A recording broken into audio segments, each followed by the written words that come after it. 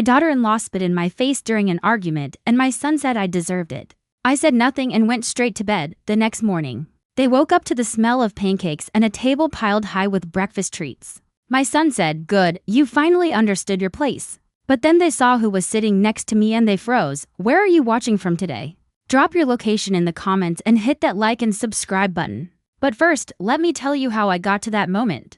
Because what happened next changed everything. I'm Margaret Williams, 62 years old. And until 3 days ago, I thought I was living a peaceful retirement in my own home. My son David moved back in 6 months ago with his wife, Jessica, after they lost their apartment. Just temporary, Mom, he'd said. Until we get back on our feet, I should have known better. David has a way of turning temporary situations into permanent ones when it suits him. The argument started over something ridiculous. Jessica had rearranged my kitchen without asking, moving everything to places that made no sense. When I politely asked her to put things back, she exploded. "This is exactly what I'm talking about." She screamed, her face red with fury. "You're so controlling. No wonder David's father left you."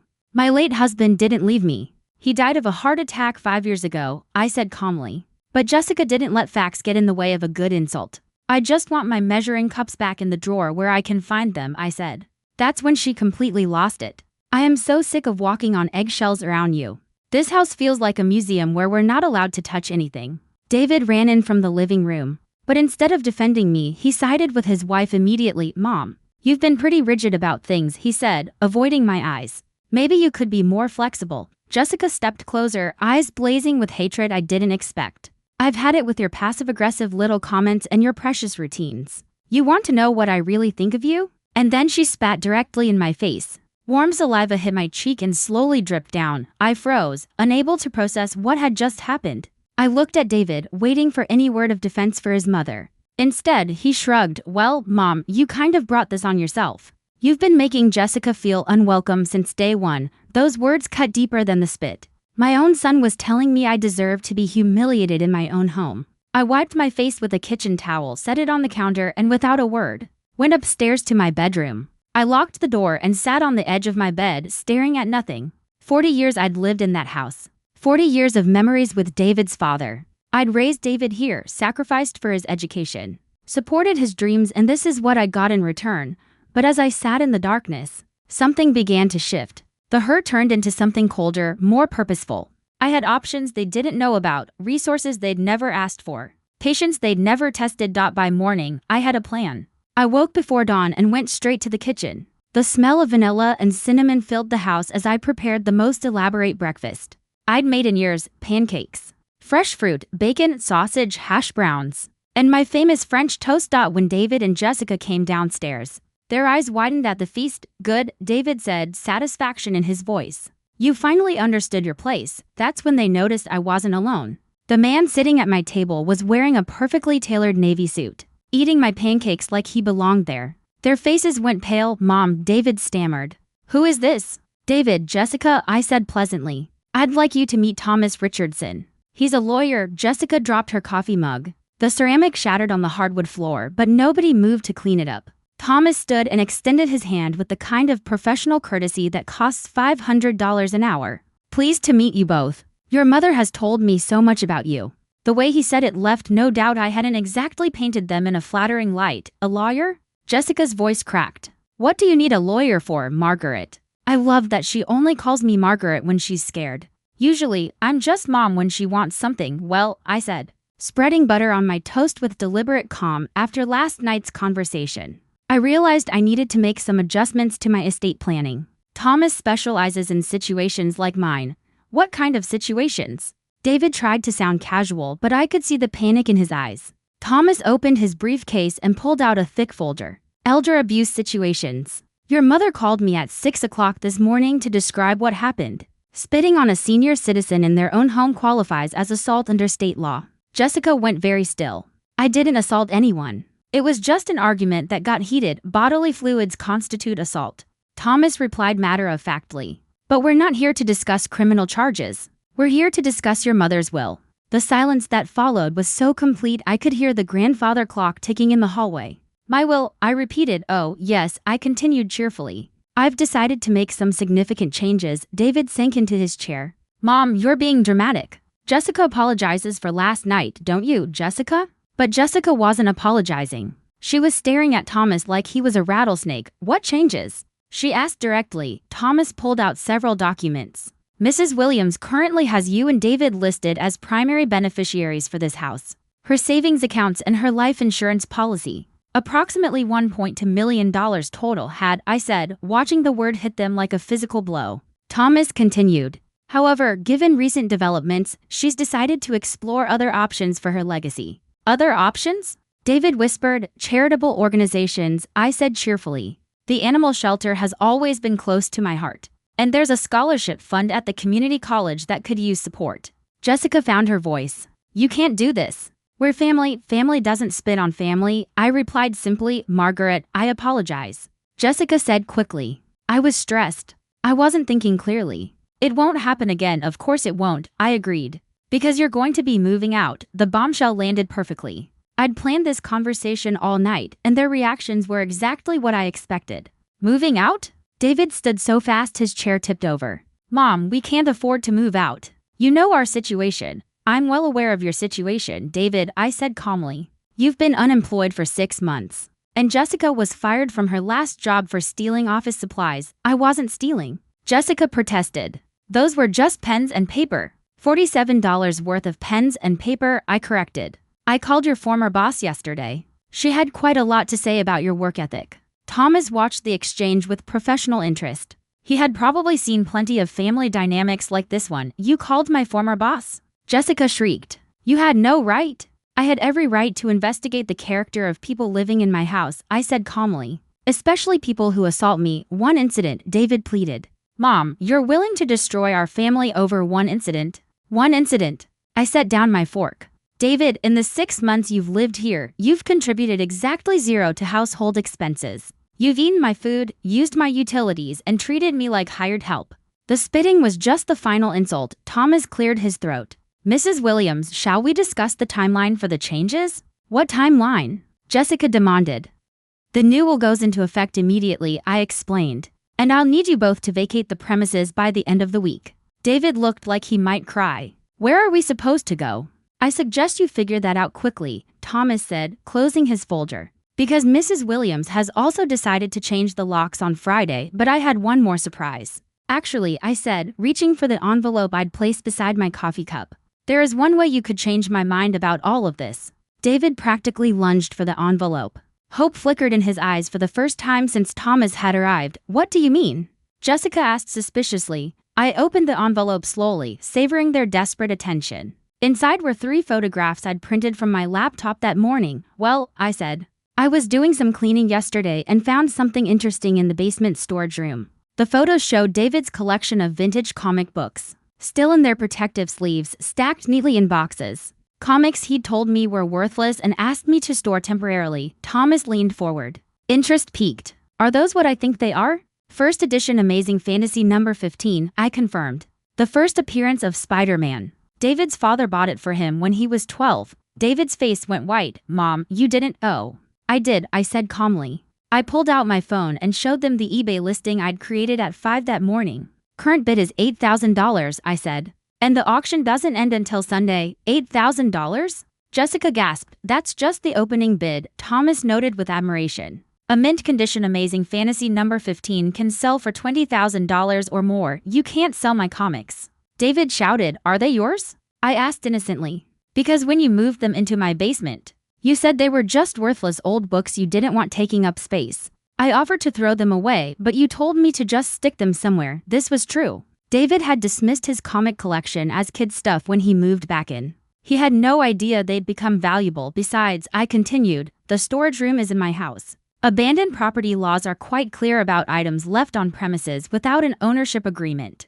Thomas nodded. Legally speaking, after 6 months without claim or payment of storage fees, the property transfers to the homeowner. Jessica's eyes were spinning as she did the math. $20,000 was more than they'd see in months. Margaret, she said carefully. Perhaps we've all been too hasty here. Maybe we could work out some kind of arrangement. What kind of arrangement? I asked, though I already knew. Jessica glanced at David. What if we paid fair rent for staying here? How much do you think would be fair? Thomas asked, playing along perfectly. $500 a month. David suggested hopefully. I laughed. Actually laughed out loud. $500? David, this house is worth $1.2 million. Fair market rent would be at least $2,500. The hope died in his eyes. They couldn't afford that any more than they could afford their own place. However, I said, watching them closely, I might consider a different kind of arrangement. What kind? Jessica asked desperately. I pulled out a piece of paper. I'd prepared a formal contract. You can stay here rent-free for exactly 90 days while you find jobs and save for your own place. And in exchange, Thomas prompted, you'll both attend family counseling with me once a week.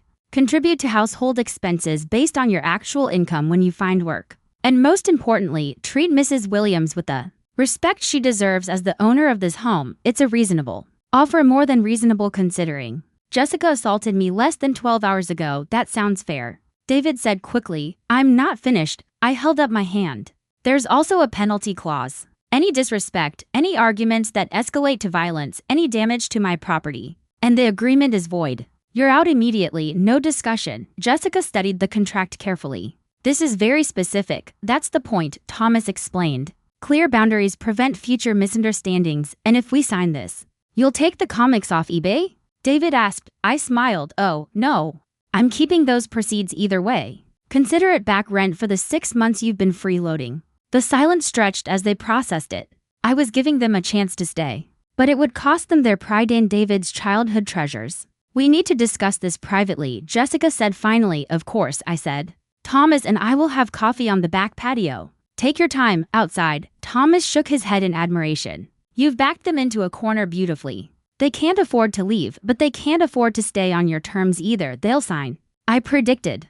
Jessica's too proud to admit defeat, and David's too scared to face the real world without me. And if they don't honor the agreement, I added, watching them argue in hushed voices through the kitchen window. Then I get my house back and they get nothing. Either way, I win. 20 minutes later, they came outside with the signed contract. But I could tell from Jessica's expression that she was already planning to break it. I was right. She lasted exactly 11 days before testing my new boundaries. It started small, like it always does with people who can't help themselves, forgetting to clean up, leaving passive-aggressive notes, leaving little messes for me to find. Testing whether I'd enforce the contract, I documented everything: photos of dirty dishes in the sink, screenshots of text messages where she complained to her friends, even recordings of phone calls where she badmouthed me. Thomas had advised me to keep evidence, just in case, and I was following his advice to the letter. The breaking point came on a Tuesday morning, when I discovered she'd been going through my personal papers. I'd noticed small things out of place in my bedroom. For several days, a drawer not quite closed properly, my jewelry box positioned differently on the dresser. At first, I thought I was imagining things. But when I found my bank statements scattered across my desk instead of neatly filed where I'd left them, I knew. Jessica, I called downstairs. Could you come up here, please? She appeared in my doorway wearing that fake, innocent expression she always used when caught doing something wrong. You wanted to see me? She asked. I gestured toward my desk. Can you explain why my personal financial documents are all over my room? I don't know what you mean, she said. But her eyes darted to the papers and back to me too quickly. My bank statements were filed neatly in that folder, I said. Now they're spread across my desk like someone has been reading them. Maybe you forgot where you put them? It happens when people get older. There it was, the disrespect clause violation I'd been waiting for. Jessica, are you suggesting I'm having memory problems? I'm just saying maybe you're confused about where you left things, she replied. I pulled out my phone and showed her the photos I'd taken of my organized desk. 2 days earlier, time-stamped and dated. These photos prove my papers were exactly where I said they were. Unless you're claiming I have memory problems about taking pictures too.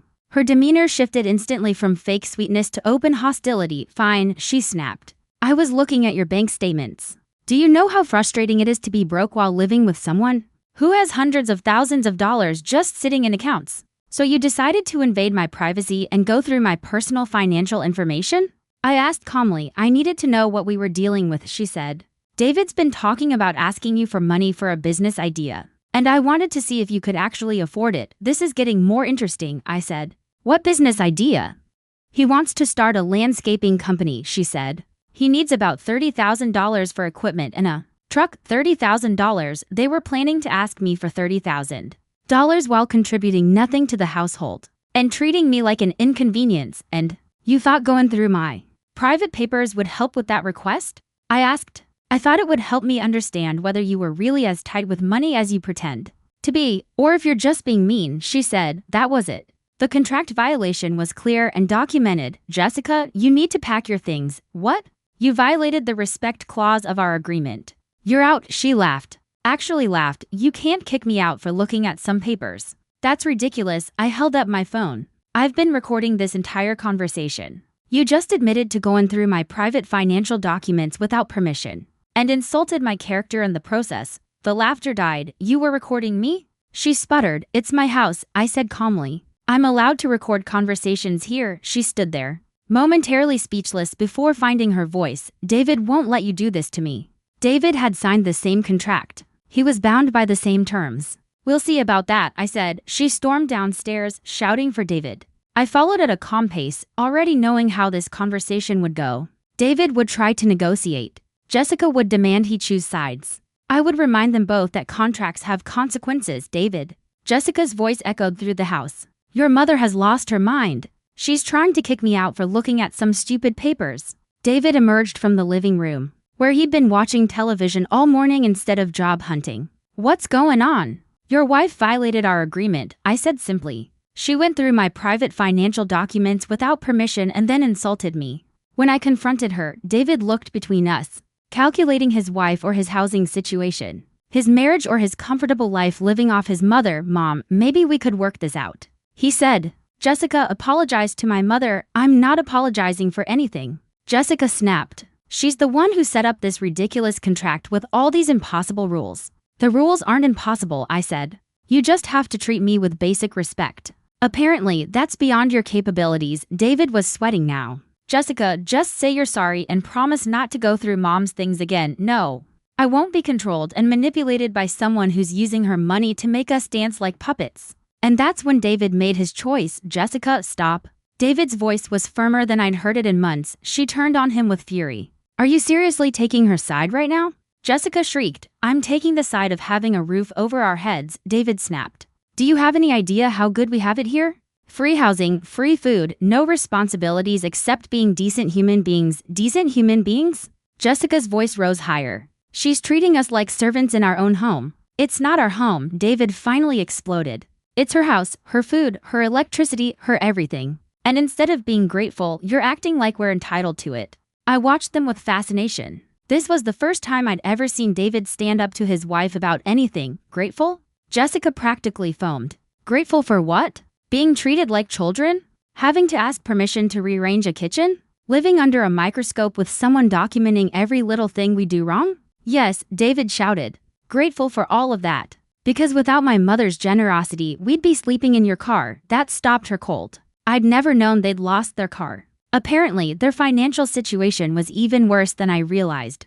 We wouldn't be sleeping in your car, she said quietly. Because I sold my car 3 months ago to pay our credit card bills. The room fell silent. Even I was shocked. You sold your car? David stared at her. When? Why didn't you tell me? Because I was trying to handle our problems without running to mommy for help. By going through my mother's private papers instead. Jessica deflated slightly. I was desperate. David, we're $30,000 in debt. We have no income and no prospects. When you mentioned wanting to start a business, I thought maybe if I knew how much money your mother had, I could figure out the best way to manipulate her into giving it to us. I finished calmly. She didn't deny it. David sank onto the couch. $30,000 in debt. Jessica, what haven't you told me? The credit cards, the student loans. The personal loan my mother co-signed for my business idea that failed. What business idea? I asked. The one I tried to start last year, she admitted. The online boutique. I maxed out our cards buying inventory that never sold. I realized I was learning more about their financial situation in 5 minutes than I had in 6 months of living with them. So, let me understand this, I said calmly. You're $30,000 in debt, you sold your car, you have no income. And you thought the solution was to go through my private papers to figure out how to convince me to give you more money, Jessica mumbled. When you put it like that, it sounds bad. It doesn't just sound bad, I replied. It is bad. I pulled out the signed contract. And more importantly, it's a violation of our agreement. David looked defeated. Mom, please don't make us leave. We literally have nowhere to go. You should have thought about that before your wife decided to snoop through my bedroom, I said. I'll make it right, David promised. I'll get a job. Any job, I'll pay rent. I'll make Jessica apologize properly, David. No, Jessica started. But he cut her off. Jessica, either you apologize to my mother right now, or we're both homeless. Your choice. She stared at him as if seeing him for the first time. You're choosing her over me? I'm choosing survival over pride, he replied calmly. Something you might want to consider. Jessica looked between us, her face cycling through anger, disbelief, and finally, resignation. She turned to me with the most insincere expression I'd ever seen. Margaret, I apologize for going through your personal papers. It was wrong, and I promise it won't happen again, David added firmly. And I'm sorry for being disrespectful to you in your own home. I studied her face. The apology was forced, but at least it was an apology. Thank you, Jessica. I accept your apology, David exhaled in relief. So we can stay? I folded the contract carefully and put it in my pocket. You can stay on one condition. What condition? Jessica asked suspiciously. David, you'll start a job search today. Not a business plan, not a scheme to get money from me, but an actual job search. Retail, food service, whatever you can find. Done, he agreed immediately. And Jessica, since you're so interested in my financial situation, you're going to help me organize my paperwork under supervision. Of course, she winced. Organize your paperwork. All of it. Tax documents, bank statements, insurance policies, investment accounts. You'll learn exactly what my financial situation is, but legitimately. Is that supposed to be punishment? She asked. I smiled. Oh, no, Jessica, that's education. Once you see the reality of my finances, you'll understand why I'm so careful about how I spend my money. What do you mean? I mean my hundreds of thousands of dollars might not be quite what you think it is. David and Jessica exchanged glances. They were about to learn that their assumptions about my wealth were wildly inaccurate. But they wouldn't learn the whole truth until much later. Jessica's education about my finances began the next morning in my home office. I had prepared several filing boxes and a detailed spreadsheet for organizing my documents. We'll start with tax returns, I announced, handing her a stack of papers. The last 5 years should be sufficient. She sat down reluctantly and began sorting through them. Within an hour, her attitude had shifted completely. Margaret, she said slowly. According to these tax returns, your income is only about $40. Zero a year from Social Security and your pension. That's correct, I said, but the bank statements show hundreds of thousands in savings accounts, she pressed. Those are the proceeds from selling your father-in-law's business after he died, I explained. David looked up from his laptop, where he'd been half-heartedly job searching. Dad's business? I thought it was just a small accounting firm. It was, but small doesn't mean worthless. Your father spent 30 years building relationships with local businesses. When he died, I sold the client list and office lease to a larger firm. How much did you get? Jessica asked. I pulled out the purchase agreement. $200,000 after taxes and legal fees. David whistled. I had no idea it was worth that much. Most people don't understand the value of a well-established service business, I explained. But Jessica, keep reading through those statements. You'll notice something interesting about the balances over time. She flipped through several months of statements, her frown deepening. The balances keep going down, exactly. When you're living on a fixed income and drawing from savings, the money doesn't last forever. How long will it last? David asked quietly. I pulled out a financial planning worksheet I'd prepared with Thomas's help. At my current rate of spending, approximately 12 years less if I need long-term care or have major medical expenses. The reality was sinking in. I wasn't a wealthy widow with unlimited resources. I was a retiree trying to make modest savings last for the rest of my life. But the house, Jessica protested, it's worth over $1 million. It's worth that if I sell it, I said. But if I sell it, where do I live? Comparable housing would cost $3,000 a month in rent, which would drain my savings in for years instead of 12. David closed his laptop. Mom, I never realized. I thought you were comfortable. I am comfortable as long as I'm careful, I explained. But supporting two additional adults indefinitely would change that calculation significantly. Jessica was staring at the financial projections. So, when you said you couldn't afford to support us, you meant it literally. Yes, I confirmed. My calculations were conservative, but the basic math was sound. Supporting David and Jessica long-term would impact my finances. What they didn't know was that I had additional resources they weren't aware of. I'm sorry, David, he said suddenly. I never thought about it from your perspective. I just assumed that since you own the house, you must be wealthy. Assets and cash flow are different things. I replied. Jessica was still studying the bank statements. What about this investment account? The one with Richardson Financial? I tensed slightly. She'd found the one account I'd hoped she wouldn't notice. That's my emergency fund. I said carefully. It's managed by a financial advisor to protect it from inflation. How much isn't it? She pressed. That's not relevant to our current discussion, I said. But it shows quarterly dividends of about $3,000, she countered. That suggests a significant principal balance. David was paying attention now. Mom, how much is in the investment account? I could have lied. I probably should have. But I was caught off guard by Jessica's attention to detail, about $400,000. The silence that followed was deafening. $400,000, David's voice cracked. Mom, that changes everything. No, it doesn't, I said calmly, but with that money, I could afford to destroy my retirement security. To enable your lack of responsibility, I finished. No, that account is untouchable. It's what will pay for my care when I'm too old to live independently. Jessica set down the papers. So you do have money. You've been playing poor this whole time. I've been playing realistic. I corrected. There's a difference. You let us think I was barely getting by. You never asked about my finances until you decided to snoop through my papers. David was staring at me like he'd never seen me before. $600,000 in total savings, plus the house, he calculated.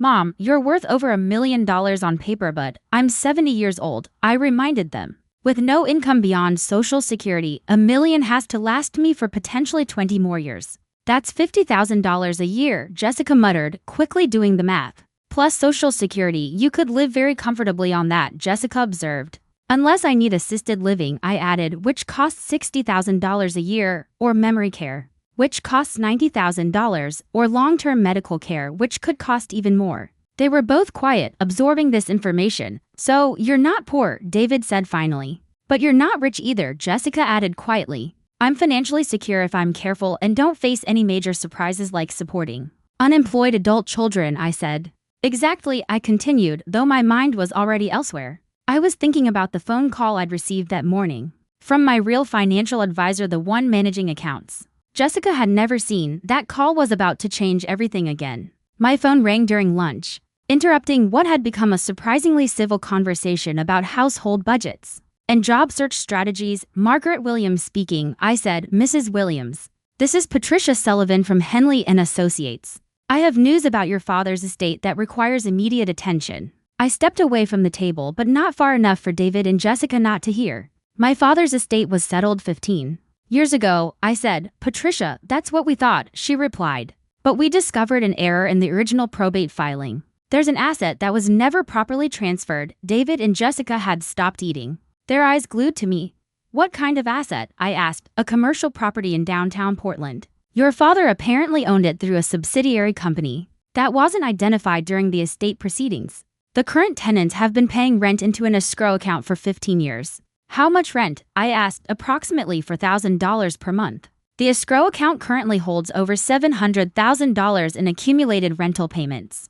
I gripped the phone tighter. $700,000, money that legally belonged to me, but that I had never known existed. Mrs. Williams, are you there? Patricia asked. I'm here. What do I need to do? We need you to come to our office to sign the transfer documents. The property and escrow funds will be transferred to you immediately. I'll be there this afternoon, I confirmed, hanging up. I turned around to find David and Jessica staring at me with wide eyes. $700,000, David whispered. It appears so, I said. Jessica stood abruptly. Margaret, this changes everything. With that money, I could what? I asked, curious. You could help us get back on our feet. You could loan us the money for David's business. I sat back down and continued eating my sandwich. Could I, Mom? David said urgently. This is like winning the lottery. That's enough. Money to solve all our problems. All of whose problems? I asked, taking a deliberate bite. Our problems, they said together. I chewed thoughtfully. David, what exactly are your problems? You know what they are. We're in debt. We don't have jobs. We don't have a place to live. Those sound like your problems, not family problems, I replied. Jessica leaned forward. Margaret, be reasonable. This is an opportunity for all of us to benefit. You don't need all that money just sitting in an account, do you? You just told us you have enough saved for retirement. This is extra money. Found money. I set down my sandwich. Jessica, let me ask you something. If you found $700,000, would your first thought be to give it to someone else? That's different, she said. How is it different? Because we're family. Family helps family. Family? I repeated, raising an eyebrow. Jessica, what have you contributed to this family since you've been here? I've been trying to find work, she said. You've been sleeping until noon and complaining about house rules. That's not the same thing. I said. David jumped in. Mom, that's not fair. We're both trying. Are you? I asked sharply. David, you've applied for exactly 3 jobs in 6 months. All of them were positions you considered beneath you. I don't want to waste my education working retail, but you're willing to waste my retirement savings. Avoiding work entirely, the truth was crystallizing for both of them. They'd spent 6 months treating me like their personal ATM. And now they wanted access to even more money. Look, Jessica said, trying a different approach. What if we made this a business arrangement? You could invest in David's landscaping company and we'd pay you back with interest. What's David's business plan? I asked. We haven't written it yet, she admitted. But he's always been good with yard work. And what about market research? I pressed. Who are his potential customers? What services will he offer? What are the startup costs beyond equipment? What's the projected timeline for profitability? Jessica's silence was telling. You want me to invest $30. Zero in a business that exists only in David's imagination. Run by someone with no relevant experience. No business plan, no market research, and no timeline for success, I said. When you put it like that, I'm putting it accurately. And that's exactly the kind of financial decision that would turn my found money into lost money. David looked desperate. Mom, what would it take for you to consider helping us? I stood up and began clearing the table. Show me you can help yourselves first, I said. What do you mean? Jessica asked. Get jobs, any jobs. Show me you can earn money and manage it responsibly. Develop an actual business plan with research and projections. Prove that you're worth investing in. How long would that take? Jessica asked. However long it takes, I replied. But we need help now, she protested. You needed help 6 months ago. You've had half a year to figure this out, and instead, you've been living off my generosity while planning to ask me for more money. I gathered the dishes and headed to the kitchen, leaving them at the table in stunned silence. What they didn't know was that I was heading to Portland that afternoon for a very different reason. Then signing paperwork. The meeting at Henley and Associates was everything I had hoped. Patricia Sullivan was a sharp woman in her 50s, clearly experienced in handling complicated estate matters. Mrs. Williams, I have to say, this is one of the most unusual cases I've handled. Your father was quite the businessman. She spread the documents across her conference table. The property is a small office building with 3 commercial tenants. The escrow account contains exactly $743,000. However, there's something else you should know. What's that? One of the tenants is facing financial difficulties. They're 3 months behind on rent and have asked about purchasing the building. Purchasing it? I asked. They've made a preliminary offer of $1.8 million. I set down the papers I'd been reading. $1.8 million, plus the accumulated rent over to $0.5 million in total. Double quotes Mrs. Williams. Are you all right? Patricia asked. I'm fine, I said. Just processing the magnitude of this discovery. There's one more thing. The purchase offer comes with a condition. The sale must close within 60 days. The tenant company is expanding rapidly and needs permanent space quickly. If you don't sell, they'll find another location and terminate their lease. Since they're your largest tenant, that would significantly reduce the property's value and rental income. I leaned back in my chair. This wasn't just found money, it was a decision that would affect the rest of my life. I need some time to think about this, I said. Of course, Mrs. Williams, may I speak frankly? Patricia asked. Please do. At your age, having liquid assets is generally preferable to managing rental property. The sale would give you complete financial independence for the rest of your life. She was right. With that money properly invested, I'd never have to worry about finances again. I could even afford to help David and Jessica if I chose to, but the question was whether they deserved it. I drove home with the signed transfer documents and a cashier's check for $743,000 in my purse. By the time I pulled into my driveway, I had made my decision about the property sale. But first, I wanted to see what David and Jessica had done with their afternoon. I found them exactly where I'd left them. David was back at his laptop, but instead of job searching, he was researching landscaping equipment. Jessica was making lists of business names and logo ideas. How did the meeting go?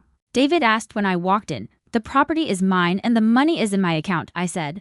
That's wonderful, Jessica exclaimed. So you can help us get started? I sat down across from them. Actually, I have an opportunity to sell the property for $1.8 million. Their mouths fell open simultaneously. $1.8 million. David whispered. Double quotes plus the rental money. It would be about $2.5 million total, I said. Jessica was practically vibrating with excitement. Margaret, this is incredible. We could all be set for life. I could be set for life, I corrected. This is my inheritance. But family, David started. Yes, let's talk about family, I interrupted. David, what did you accomplish this afternoon while I was claiming my inheritance? He gestured to his laptop. I've been researching commercial lawnmowers. You've been shopping for equipment for a business that doesn't exist, I said. Instead of looking for work that could actually provide income, you were fantasizing, Jessica. What about you? She showed me her notebook. I've been working on branding concepts, more fantasizing. I closed the notebook. Neither of you spent a single minute this afternoon doing anything that would actually improve your situation. We were planning our future, Jessica protested. You were planning to spend my money. There's a difference. David leaned forward desperately. Mom, with $2.5 million, you could afford to invest in our future. It would barely make a dent in your wealth. Could I afford it? I asked. Yes, David said. Should I invest in people who won't even look for jobs while living in my house rent-free? I asked. Absolutely not. You're being cruel, Jessica said. I'm being practical, I replied. And I've made my decision about the property sale. They both held their breath. I'm accepting the offer, I said. But there's a condition attached to how that money gets used. What condition? David asked. I pulled out my phone and showed them the rental listing I'd found during my drive home. It's a lovely 2-bedroom apartment about 20 minutes from here. Available immediately. You want us to rent an apartment? Jessica's voice was flat. Double quotes. Yes, I want you to become independent adults. The lease is in your names. First month's rent paid by me as a move-out gift. After that, you support yourselves like every other married couple in America. David stared at the listing. Mom, we can't afford this on our own. Then you'd better find jobs quickly, I said. What if we can't find work in time to make the rent? I smiled. Then you'll learn what real financial pressure feels like, and maybe that will motivate you in ways my generosity never could. But I wasn't finished with my surprises yet. The apartment viewing was scheduled for Thursday morning. I insisted on driving David and Jessica there myself, ostensibly to help them evaluate the space, but really to make sure they couldn't back out at the last minute. The apartment was perfect. 2 bedrooms, modern kitchen, washer and dryer connections. The rent was $1,500 a month, enough to require both of them to work. But manageable. It's nice, David admitted reluctantly as we walked through the living room. The kitchen is bigger than I expected, Jessica added. Though her tone suggested she was hunting for reasons to reject it, the property manager, a woman named Carol, was explaining the lease terms when my phone buzzed with a text message from Thomas Richardson. Important development. Can you call me immediately? I excused myself and stepped outside. Margaret, we need to meet today. Something significant has happened with your case, Thomas said. What case? I'm not involved in any legal case. You are now. Jessica's former employer filed a criminal complaint against her for embezzlement. The police want to interview you as a witness.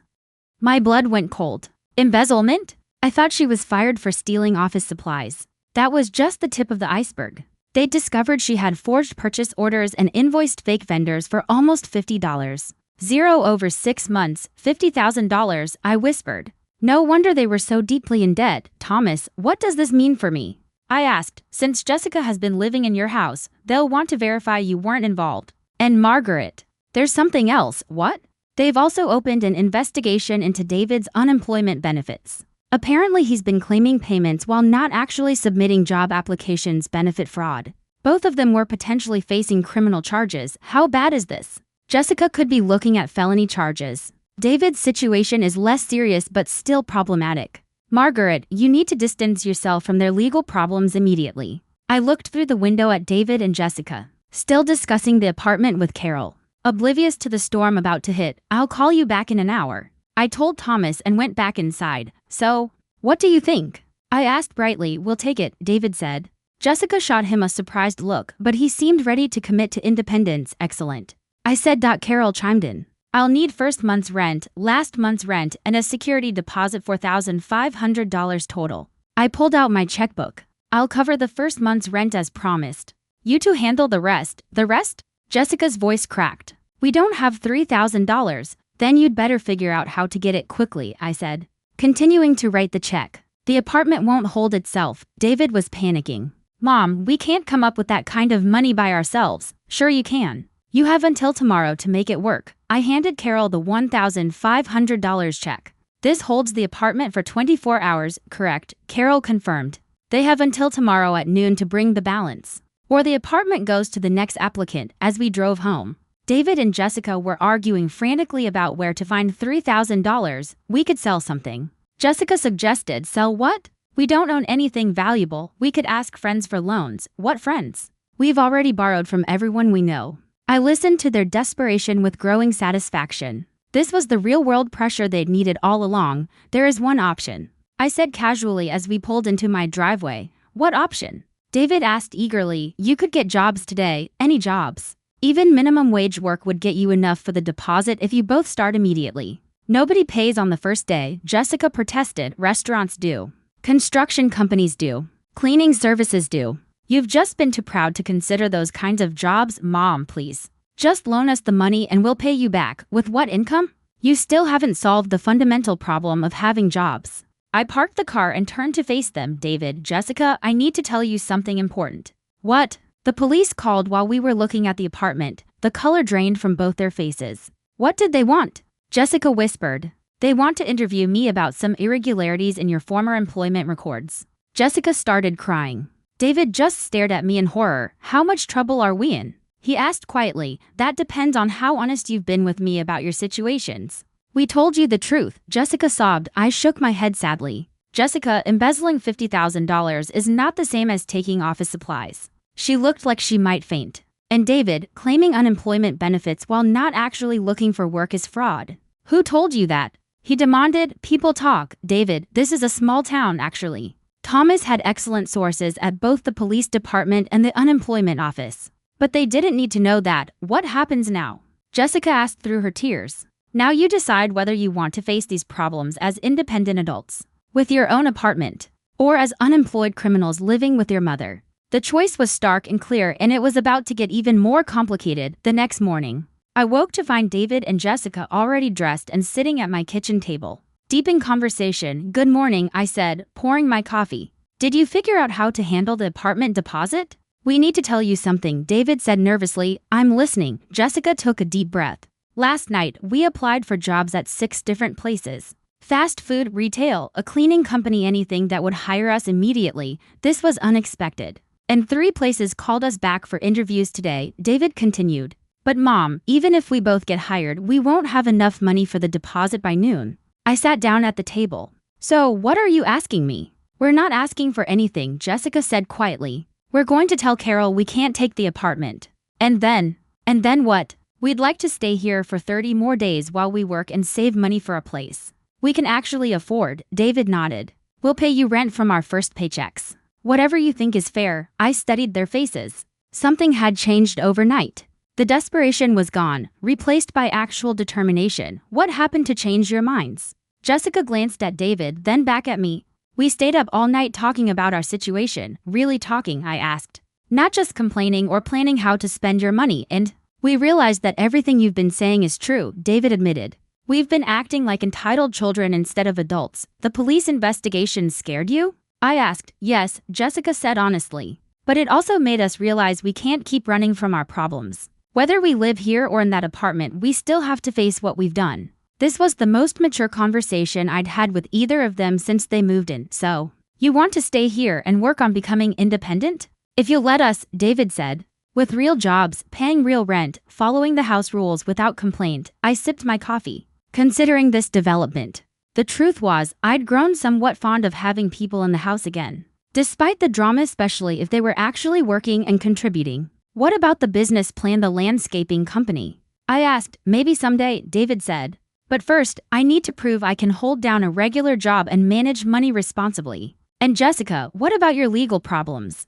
Thomas Richardson recommended a criminal defense attorney. I have an appointment this afternoon to discuss my options. She was facing her problems instead of running from them. That was progress. I have a counter-proposal, I said finally. They both tensed. You can stay here for 90 days while you get established in your jobs. You'll pay me $500 a month in rent once you start receiving paychecks. That's very reasonable, David said gratefully. I'm not finished. In exchange for this arrangement, you'll both attend financial literacy classes at the community college. You'll put 20% of your earnings into savings accounts that I'll help you set up. And Jessica, you'll cooperate fully with the police investigation and make restitution for whatever you're found to have taken. Agreed, Jessica said immediately. When the 90 days are up, you'll move to your own place, whether you think you're ready or not. No extensions, no negotiations. Understood, David nodded. I stood and walked to the window, looking out at the garden their father and I had planted together 30 years ago. There's one more thing I haven't told you about the property sale. What's that? Jessica asked. I'm not keeping all the money. What do you mean? I'm putting $2 million into conservative investments for my retirement, but the other $500. Zero is going into a trust fund. David's eyes widened. A trust fund for what? For my grandchildren's education, I said. And if you two can prove you're capable of managing money responsibly, there might be something left for you someday. The silence that followed was different from all the previous silences. This one was full of possibility instead of tension. Mom, David said finally, we won't let you down. Then see that you don't, I replied firmly. This is the last chance you'll get from me. Jessica stood up. I should get ready for my job interview.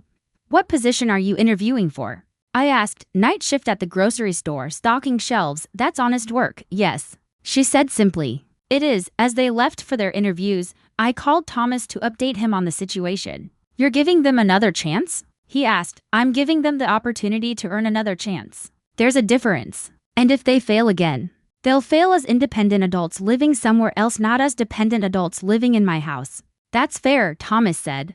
There's something else I want to discuss with you. What's that? I want to update my will again.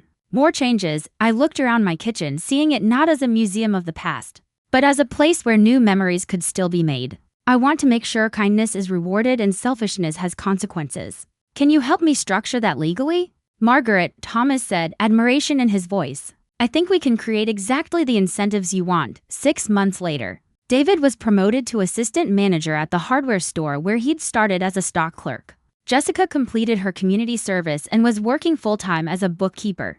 Having earned her employer's trust despite her past mistakes, they moved into their own apartment exactly 90 days after our agreement as promised, and when I got the call from the hospital 3 years later, it was David who dropped everything to drive me to my appointment, and Jessica who brought me homemade soup while I recovered. Sometimes the best gifts you can give people are the ones they have to earn themselves.